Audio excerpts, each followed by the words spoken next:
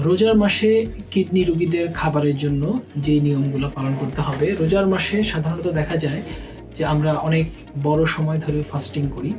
এই সময় কিডনি রোগীদের ফাস্টিংয়ের কারণে ডিহাইড্রেশন ডেভেলপ করে বা পানি স্বল্পতা দেখা দেয়, সেটা কিডনির জন্য খারাপ।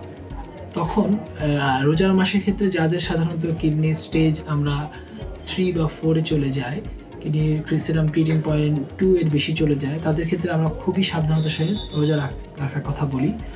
কিছু কিছু গাইডলাইন আছে, কিছু কিছু স্টাডি আছে, ইন্টারন্যাশনাল স্টাডি আছে যেসব ক্ষেত্রে বলা হয় 2 এর উপরে ক্রিয়েটিনিন যদি চলে যায় সেক্ষেত্রে রোজা রাখতে নিরুৎসাহিত করা হয়।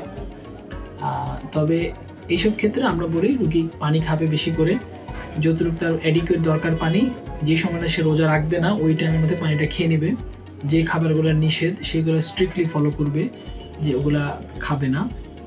আর তৃতীয়ত, কিছুদিন রোজা রাখার পর আবার রেনাল ফাংশন বা কিডনির পয়েন্ট পরীক্ষাটা বা ক্রিয়েটিনিন পরীক্ষা করে আমার চিকিৎসার সাথে যোগাযোগ করবে এটা কি বাড়ছে কিনা। যদি বেড়ে যায় সেক্ষেত্রে রোজা রাখার ব্যাপারে একটু চিন্তা ভাবনা করতে হবে।